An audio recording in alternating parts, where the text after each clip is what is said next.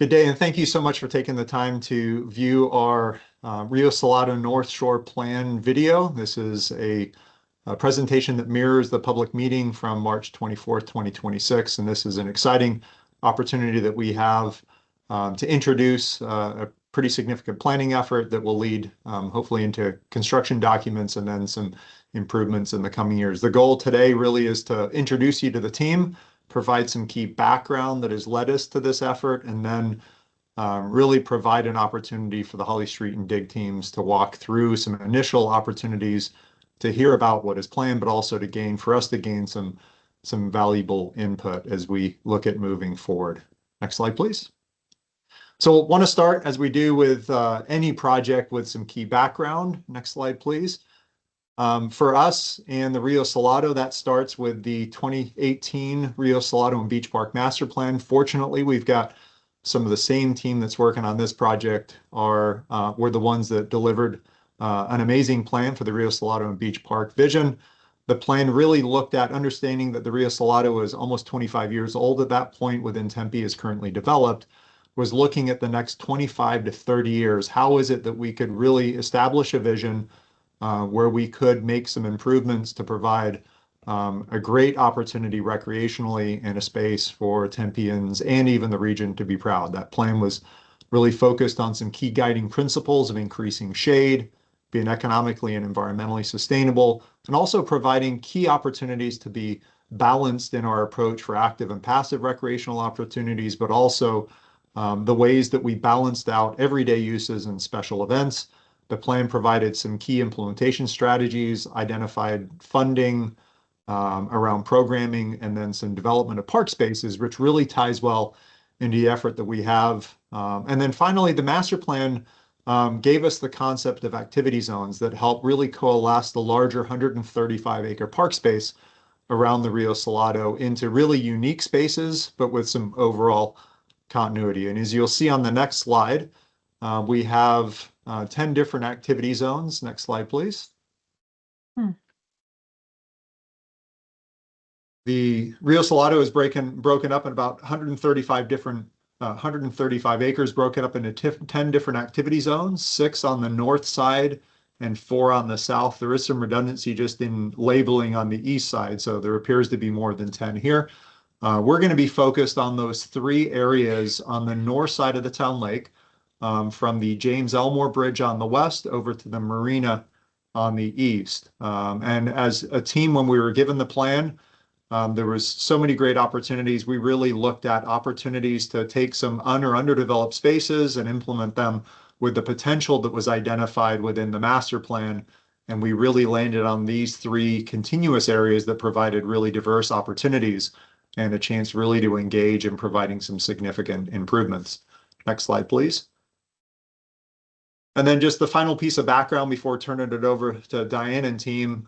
What we're looking at accomplishing over the course of this calendar year is to be provided a conceptual plan that really outlines what is possible and what we could move then onto construction documents and then finally deliver through construction from the Elmore Bridge and the Marina on the north side. And again, providing a really balanced approach with active and passive recreational opportunities, even understanding the space really serves the community well as a connection thoroughfare.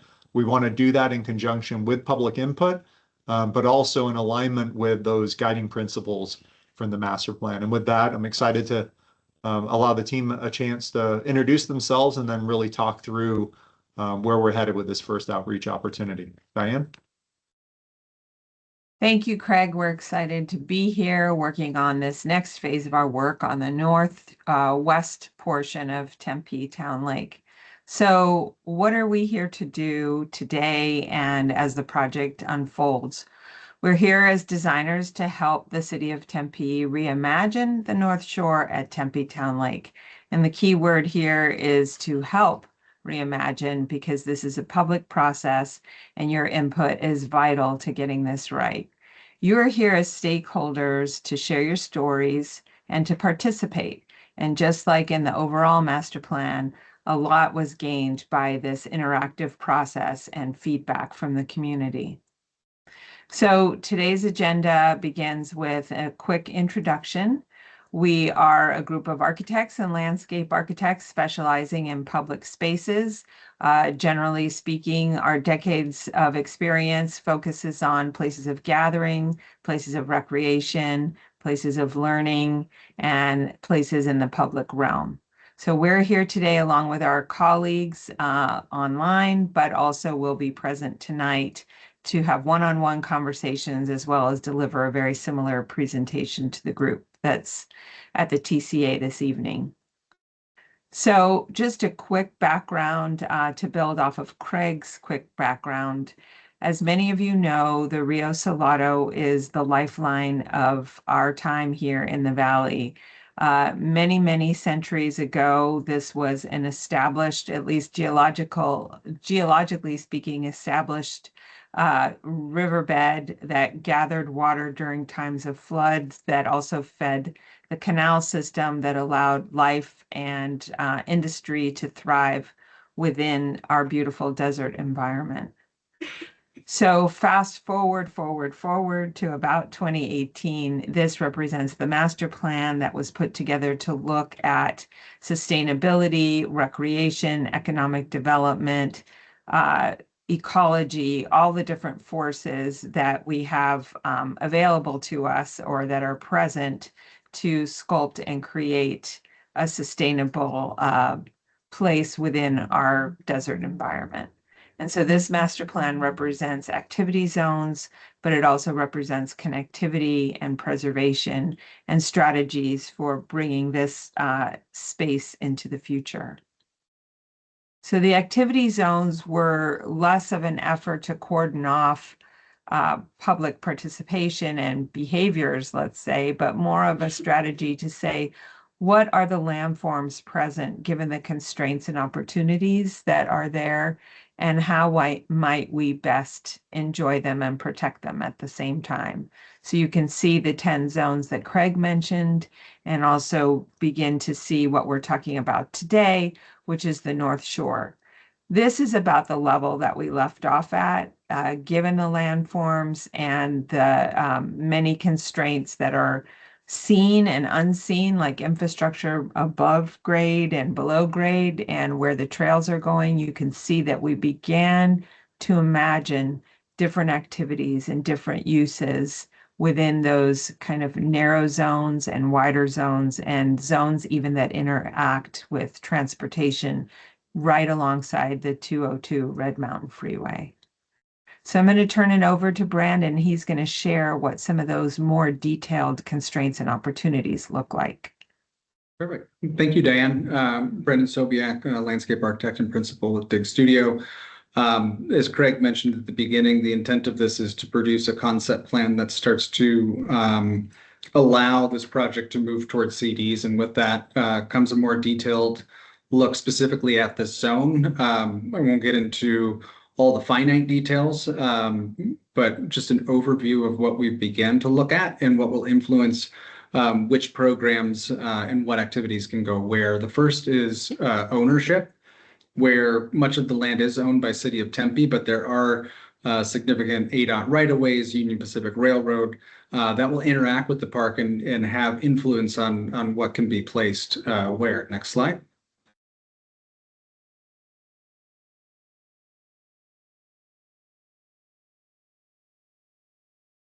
There we go. The other is access and parking. We know that there is, call it a complex network of roads that lead you down in this area. It's not easily accessed by the Loop 202, nor the Mill Avenue bridges, because they kind of span and cross over the park space. Understanding wayfinding and navigation and bringing people to the area will be important to the success of this, and especially if there's more activity centers and more program happening within the space. Understanding parking capacities, needs, and how to create additional parking if needed will be important to the success of the plan as well. Next slide. Like Diane mentioned, there are many underground and unforeseen things that also have influence on what can and cannot be done within this park space. One are the kind of layering of easements. both underground and overhead, that we'll need to consider. And we'll get into these in section details a little bit further on. The other is the impact of flood in working with Maricopa County Flood Control District on understanding how we can utilize areas that may be flooded every once in a while and recreational capacity. Next slide. Topography plays a huge role in potential program for the space. Oftentimes the Earth is kind of rolling up to the 202 highway. And while this may present a challenge in some capacity of program, we also feel like it presents an amazing opportunity to create this backdrop that views back towards downtown Tempe and the Center for the Arts, and perhaps creates more dynamic opportunities to allow for viewing of activities and actually enrich those activities themselves. Next slide. Like I mentioned with easements, those are often caused by utility conflicts. If anybody's driven the 202 or looks across the water or been running the trail, you know the presence of the overhead power lines. What you don't see are some of the underground features. We'll be looking at all this analysis as we progress planning forward. Next slide. And then this is a real possibility for improvement that we see is this idea of enhancing the ecology, as Diane put up on the screen earlier, that picture from I think it was 49, that showed kind of the sinuous riverbed flowing through this area. And obviously there's been a lot of structure built in to create this amenity, which is an amazing amenity for Tempe. But with that, there's also a lot of opportunity to increase, enhance, and restore the ecology of the area. If you look just north of the highway at the Lo Piano wildlife habitat at the Canal Trail, there are some significant opportunities that we see both from physical connection, but also an ecological connection to those zones that can play a big impact in creating a character for this zone. Next slide. So we'll briefly go into each specific zone's character and go quickly through this one, Diane. Next slide. Starting with the adventure zone to the west, characterized by steep slope with these interesting plateaus and flat spots. Next slide. And as we were walking and really getting into understanding how this park space can become functional and usable and an experience, immediately we felt like it needed to be explored through section. So much of your experience is not necessarily zone specific, but rather something that's linear and tied together through changes and opportunities that happen in the distance from the lake to the highway and what can happen in between those. So we've started to study, the existing conditions, and we're starting to have conversations with agencies and the people kind of involved about how we can modify those current conditions to adapt to program opportunities. Next slide. As you can see, just with the enlargement of what we're calling this core zone or entertainment zone, there's a lot of overlapping and conflicting, constraints, but we also feel like there's plenty of opportunity within this zone just because of the amount of access that it currently has. Next slide.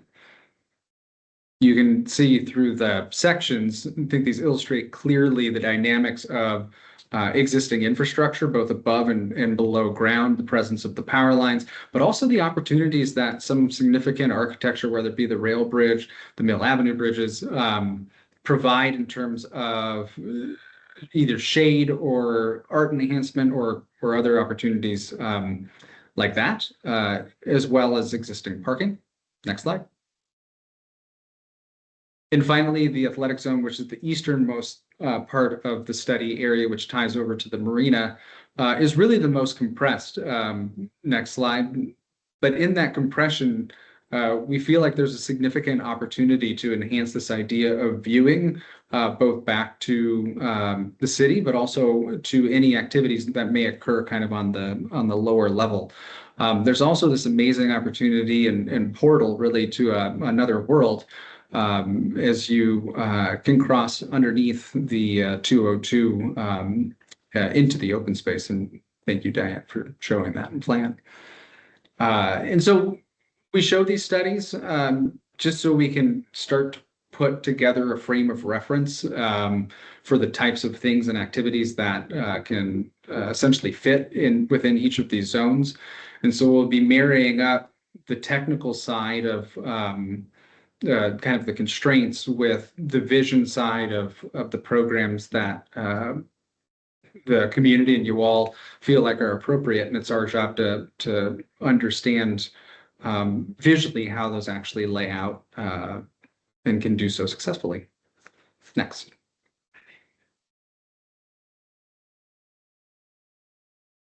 Oh, you're muted. Thank you, Brandon. Given these opportunities and constraints, what might be possible? And this is where you come in.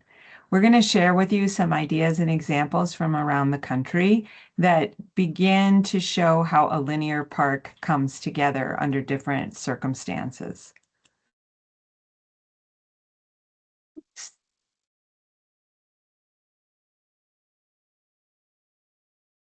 I'm having a little technical difficulty here. Let me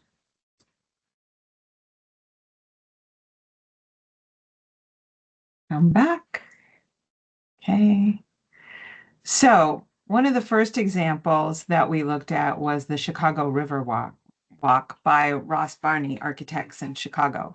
Interesting that Chicago is a very different environment than Tempe, Arizona, but this river walk and this river zone has a very narrow profile to it and is engaged and overlaps with urban activity. And so one of the things that we thought was interesting was kind of certain areas that allow for movement and for stopping and for certain programmed opportunities tied together with businesses and other amenities that happen within the city, but also carefully curated vegetation and different zones where different things can happen along the waterfront. Another example was Hunters Point South Waterfront Park outside of New York, or outside of Manhattan in New York. And this is done by SWA Balsey and Weissman Freddy. And one of the things that we found that was very interesting was, for the most part, the activity zones show kind of vegetation and the sort of planting of zones that were previously unmanicured and I should say underused into zones where the riparian habitat had returned in some ways, but the path still is allowed to meander through.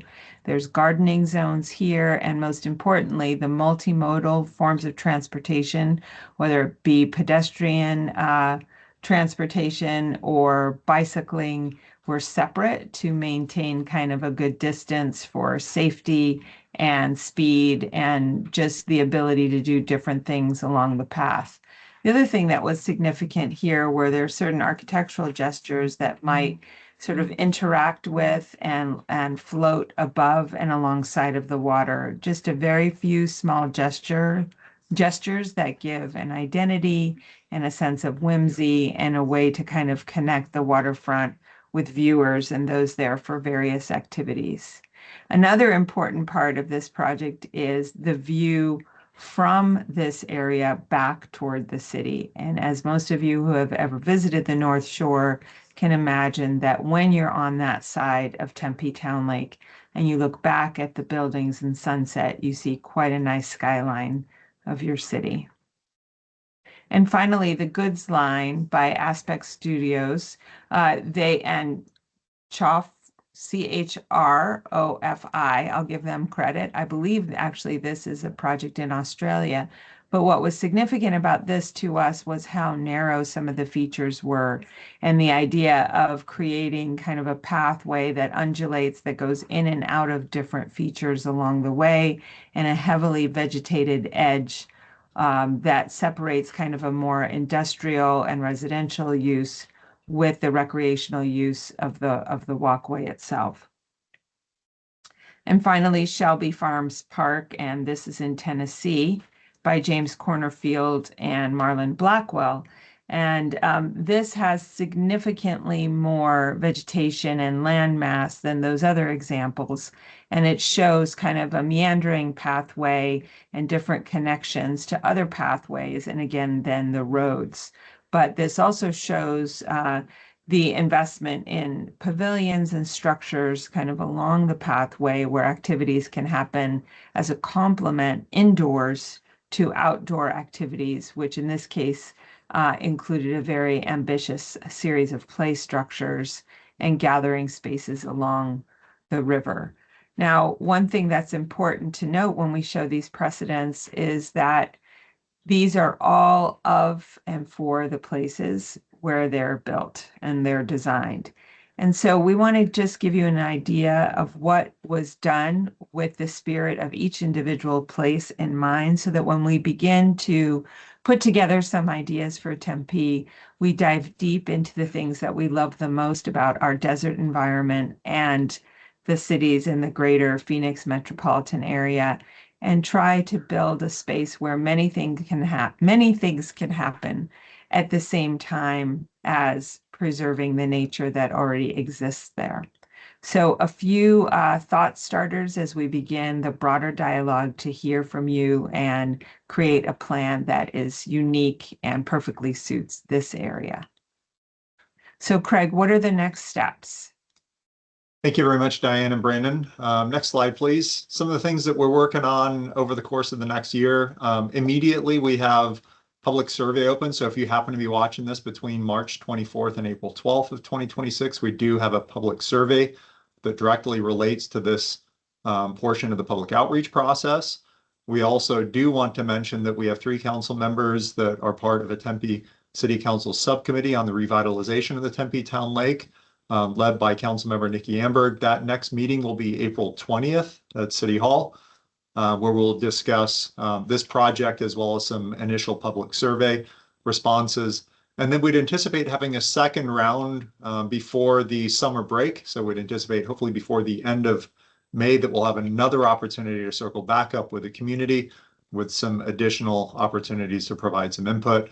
And again, we're looking at finishing this project out by the fall so that we can ensure that as part of a capital program, we can identify budget for construction and then move and keep the great momentum that we're establishing this year, and then move on, as Brandon mentioned, to construction documents and then delivering some elements of this project that would be phased in over time. But we're really excited for what is possible on the north side. We really look forward to your help. And my contact info, as well as Shauna Warner's, have provided on the actual project page. My contact info is here if you'd like to reach out to me directly. I'll be the main project manager, but just as Brandon and Diana represent a much larger team from Holly Street and Dig, I represent a much larger team from the City of Tempe. So we're excited for this opportunity. We thank you for the time that you've taken to view this video. And if you have any questions, please feel free to reach out.